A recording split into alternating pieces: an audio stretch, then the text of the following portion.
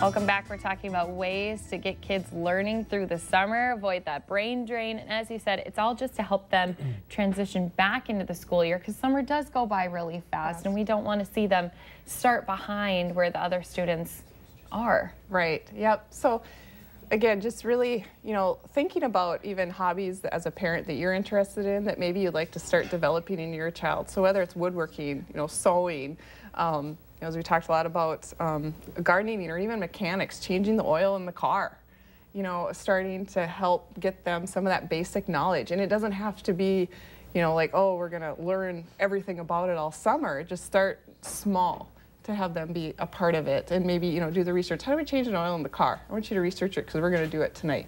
I want you to tell me what you learned. So as a parent, think about your interests too, so that makes it a little easier because you already know and have that basic knowledge, so it's not as much work for you.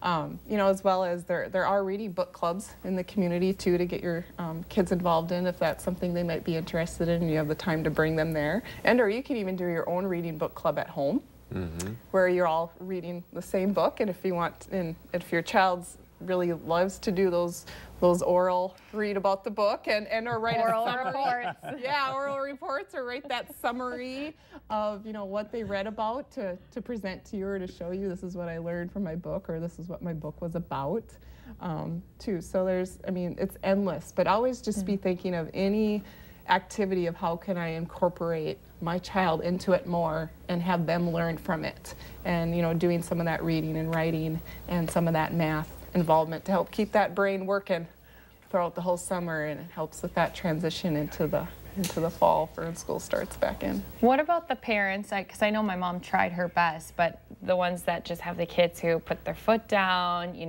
it's such a fight anytime to try to get them to do the reading or do the math cards or anything. Any advice for them on how to kind of help them get over that, it's my time to relax, Mom? Right. So go where the motivation is. So I haven't really met too many kids yet that are not motivated by electronics. So make the electronics contingent upon, okay, every day we need to do, and maybe you need to just really have it structured out. We need to do 20 minutes of reading, 20 minutes of writing or coloring, depending on their age. And we're going to do, 5 minutes of math flashcards or just some simple math, activity on the computer, through a fun app. And then that's when you get your electronics. So to add in that little motivation of like, oh, I can't get, to get them through it.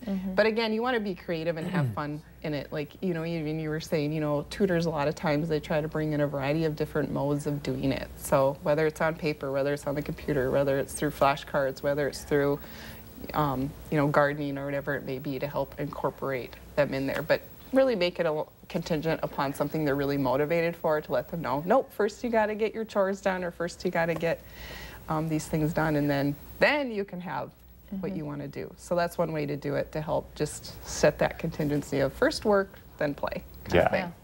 Anything else you want to add, or how can people get a hold of you? You can get a hold of me. You can go to my website, www.heartofbehavior.com, and we also have our Facebook page at heartofbehavior.com.